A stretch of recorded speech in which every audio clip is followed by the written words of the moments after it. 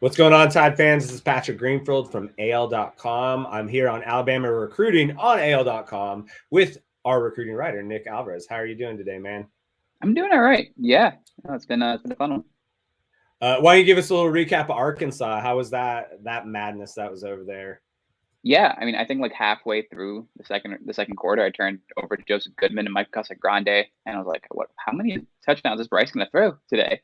And then he gets hit, and then he gets hurt, and then it almost all falls apart. And then Alabama has 3 70-yard touchdown runs. Like crazy. Like Alabama's having a very weird year. It's been a fun ride to cover. Well, one thing about that is they were able to throw another great recruit into the backup quarterback situation. Jalen Milroe is probably going to see a lot of time this week against Texas A&M, and we're going to get into the recruiting weekend with Texas A&M. But that's one of the strengths of Alabama is being able to get these guys that are able to provide some impact on the field if one of your stars goes down. So on the other side of the ball, we're going to look at Alabama's 2023 defensive line recruits.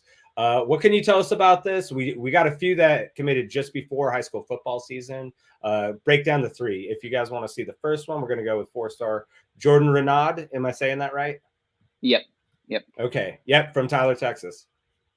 Yeah. So just real quick, just to kind of talk about the defensive line group as a whole, I think if you go through the summer, there was a little bit of concern. There were some angry Twitter folks asking for Freddie Roach's head, and incorrectly, in my opinion, as Alabama lost out on Thompson 5-star Peter Woods and Gardendale 4-star Kelby Collins to Clemson and Florida, respectively. Yeah. So everyone's like, wait, what are we doing? Like, where are they going to grab these guys from? And because Alabama, like we've talked about before on this show, there are always 4 and 5 stars if they're in the mix for. And that's what they did with this class and the 4 defensive line edge recruits, however you want to classify them so far. They start with Jordan.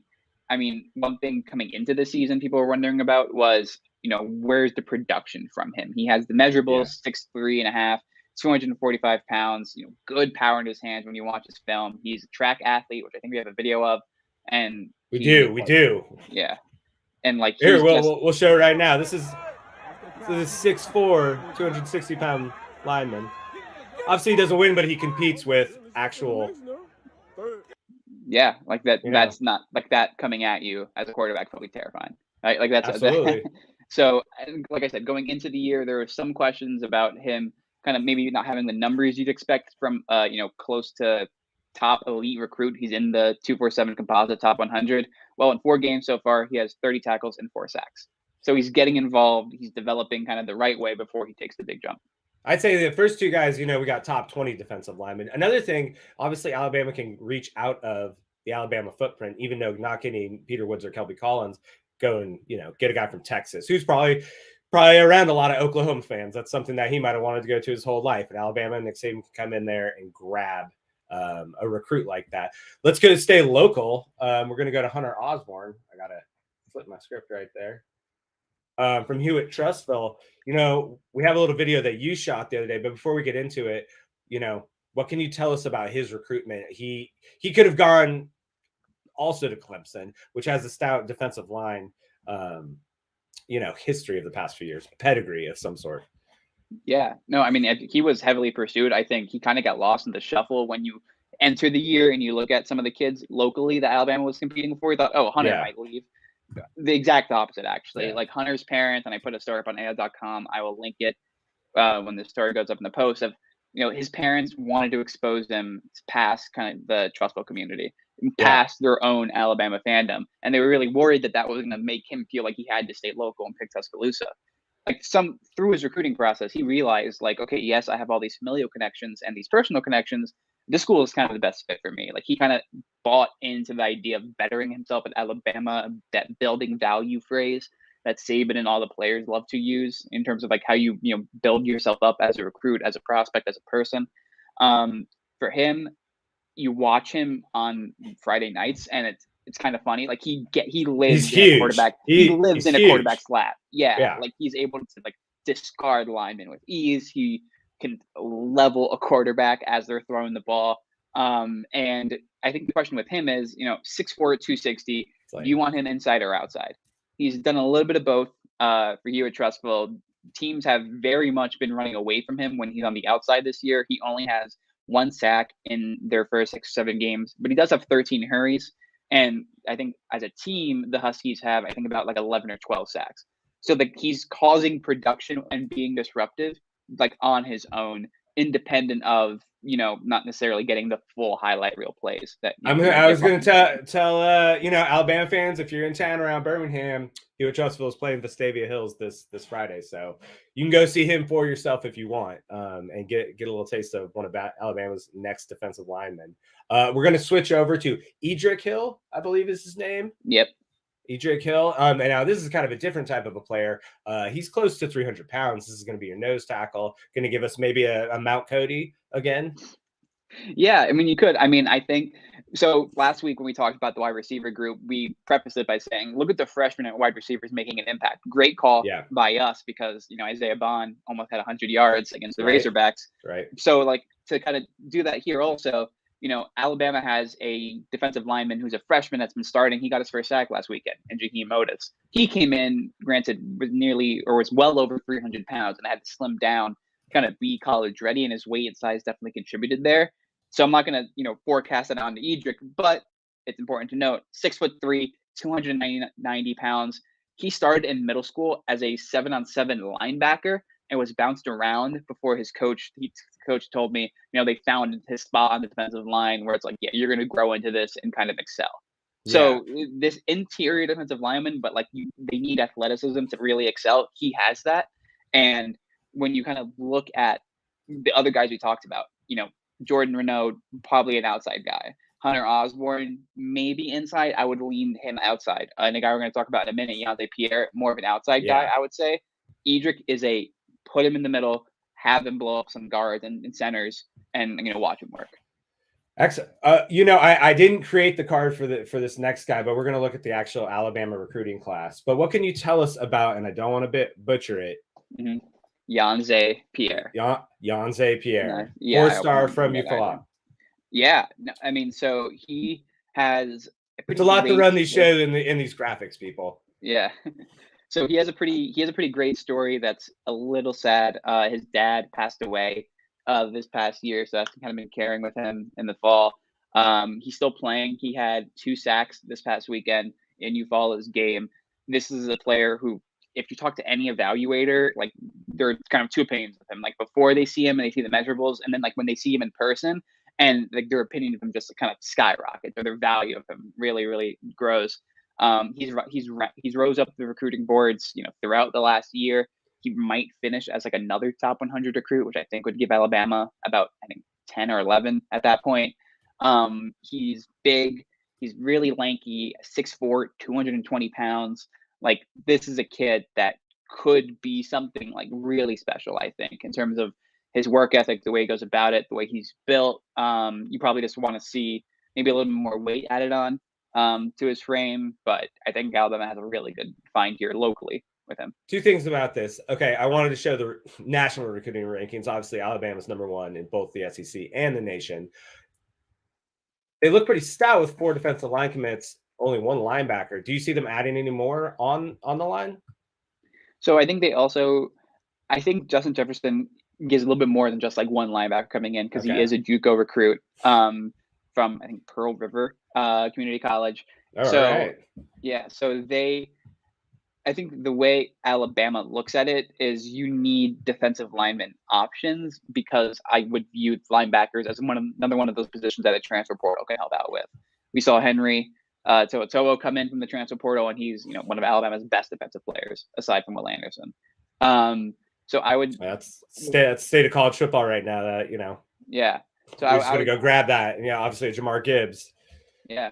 So I would say that probably when we can talk about some targets, there are still defensive line targets available for Alabama. And David Hill from Texas, weekly shout out to the Carver Montgomery duo of Quay Rousseau and James Smith. They've been predicted to Alabama recently by some evaluators as a package deal. So Alabama's not done adding defensive line talent, as they're going to have to replace Will Anderson in some way after he probably goes top 5 in the fall. Yeah. Dallas Turner will have 1 year left, right? Some of the other defensive line depth they have are seniors currently. So I do think kind of like I'm not going to say quantity over quality, because these 4 guys we just talked about are all very special, I think.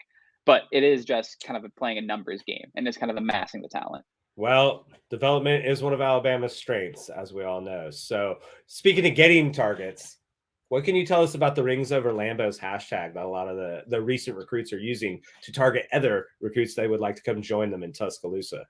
Yeah, I mean, if you're involved with recruiting reporting, it's kids love posting social media photos of their visits. And when you kind of look at the photos of Alabama visits compared to some others, Alabama has the benefit of allowing players to pose in front of national championships. Like if you walk through the tunnel that Alabama walks through pre-game, like you see some of their first round championships, you see their titles, you see in one staircase, there's like literally like a LED board wall of like all the rings they have and like that they've won. We were in the press conference room the other day after the Vanderbilt game, and there's a giant black curtain, and it's behind every pro player. I mean, probably first round draft picks from the Saban era, and their NFL jerseys. That was a pretty cool one as well. That's actually funny. We'll get into that, but everybody remembers the Texas A&M recruit go in there and say, "What kind of trophies? They got golf trophies," and obviously being able to display in front of the national championship, the BCS trophies, the college football playoff championships. That's probably a pretty big one. What can you tell us about the Texas A&M recruiting weekend? Who's going to be there? I know you're going to do the list later today. Yeah, so it's kind of tied in with that Rings Over Lambos thing. It not a direct shot at A&M, but like you look at some of these other schools, they don't have those championships to pose with, so they roll out a really nice car in front of the field or kind of like on the concourse desk and put the kids in a uniform and let them pose their photos with it. So sounds like a Michigan thing. That's something they would do in Michigan. USC has done a bunch of them, I think. The Coliseum just kind of looks too pretty, I think, to not do it. But so that's kind of where the movements come from. And we tie it in here to Alabama and A&M this weekend because, as everyone probably remembers, last May, the quasi-Cold War, as I've called it, between Jimbo and Saban over recruiting and NIL, it's lost a little bit of its steam because of Texas A&M's just pure struggles this year. But regardless, this is a star-studded weekend for Alabama. Recruits-wise, one of its top prospects, and I'm going to have an awesome transition here to one of its main defensive line targets, Keon Keeley, who is a halfway flip, essentially. Look at Eric D. Eric D's helping us out right here. Perfect timing. So, Keon Keeley, decommitted from Notre Dame, is essentially between Alabama, Ohio State, and Florida, some people think. This is his official visit this weekend, so that's going to be a huge opportunity. Let's go through the list. We talked about Rousseau. We talked about Smith. Peter Woods, of course, another big-time Clemson commit. He is still in contact with Alabama coaches, he told me last weekend. But Dabo does have a rule of once you're committed to Clemson, you cannot go on official visits elsewhere. So there'd have to be some more movement before that kind of all comes together. Cormani McClain, the defensive back, he is 100% on the board for the Tide. He will be in town this weekend. Damon Wilson, Ruben Bain, 2 other edge lineman commits, prospects who are projected to go elsewhere, but Alabama's going to be in the mix for them. So the fact that they're in for the Carver kids, some of these other top talents, and they're projected to get Keeley at least, makes me think they're probably going to be adding 1 or 2 more before we're all done. It'll be interesting to see, what that scene looks like on the field. If you've ever been to a game, they like to bring all the recruits out during pregame warmups, and man, on a weekend like this, it's just going to be sideline to sideline. And again, for the fans, the players watch the games. Like, they know how football is going to go. It's really about how they're going to live in Tuscaloosa, what it's like being a player at Alabama and going out in front of the crowd. And I think even more so with this Texas A&M thing, obviously everybody knows about that. To have A&M kind of perform how they performed, it makes an even weirder wrinkle in the recruiting. You can go buy that class, you can get that number 1 class, but in the end, what are you going to put on the field? And not to say any of the Texas A&M players are bad. I always respect the athletes, but maybe that's a little bit about the coaching. Maybe that's a little bit about the situation. So that's going to be kudos for Alabama to come out and possibly win the game. Yeah, like that Texas A&M class last year is the number 1 rated class in history since 247 started counting team metrics, beating Alabama. Subjective history. Yeah. So when you look at it, and the fact that Texas A&M 17th now, they probably will make the top 10 before it's all said and done. But like the fact that they're there, Alabama is still number 1, and frankly running away with the number 1 recruiting class. Like it is kind of telling, and it's going to be interesting for recruits to get the in-person look at kind of both of those things this weekend. A preview of our Auburn show in a second is that Texas A&M is actually ranked 9th in the SEC. When I was going through the, taking screenshots of the rankings. So get the number 1 class, obviously subjective, whatever. This is what you put on the field. And then you're going, losing to App State, you're losing to Mississippi State. You have the 9th ranked SEC class. Things changed, quite quick. So, well, Nick, thank you very much. I hope you enjoy the game. I will see you there. Anything else you want to wrap up about the 2023 class? Anything about, Alabama recruiting that you can fill our lovely viewers in? Yeah, I would say it's kind of another thing to watch with Texas A&M coming in is Tony Mitchell, one of Alabama's top defensive back commits. Like, he's still very much in play for Texas A&M. He told me again, he's still locked in. He's saying all the right things in regard to his commitment to Bama. But the Aggies are still calling. Jimbo Fisher is still calling. He's been down there twice.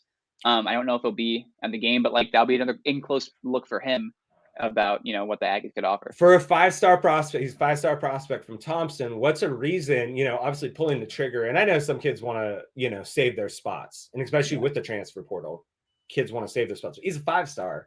What's a reason that he would flip to Texas A&M or even in Auburn? Yeah, I mean, with rampant NIL speculation aside, that I won't do, but there's sure. I mean, that's part of the game, right? But I would say, right. But I would say from a player kind of empowerment standpoint, I would say, he committed to Tennessee when he was an underclassman, and he decided he needed to find a better fit. So he decommitted, and then he ended up committing to Alabama, which surprised people with the timing of his Alabama commitment this past year, I think the summer. So for him, still looking at Texas A&M, probably felt like, okay, Alabama had Jahil Hurley from Florence, Caleb Downs from Georgia, and those are 2 top defensive backs. They're probably contacting him. Why not get involved with that? So that's probably made commit to that early decision to commit to Bama. And then Texas A&M still going to call. Texas A&M still going to pursue. As Texas A&M's class kind of, doesn't waver, but as it's still being built, it's probably enticing to be one of the leaders of that class and be one of the key flips. I mean, Alabama lost a linebacker, Robert Woodyard, to Auburn last year. And that was a, flip that had been started earlier in the process. Absolutely. And wasn't official until the December signing day. And it's personal for kids, and there's reasons, and it's playing time, and it's travel time and family, or just how you feel. So can't blame anybody for their decisions. So, but very curious, and it'll be very curious to see what happens on Saturday. So from Patrick Greenfield, Nick Alvarez, this is Alabama Recruiting on AL.com, sponsored by Inline Lighting. Thank you guys. Enjoy the game. Let us know in the comments what you want us to talk about next week. We hit the 2024 class. I mean, there's always something going on, and especially going to heat up with Silent Day coming up. You know what I'm saying? So yeah, all right, we're there already. We need a new name, Hat Brothers or something like that. Something like that. We'll workshop it. Yeah. All right, cool. So, hey, everybody enjoy your weekend. Thank you.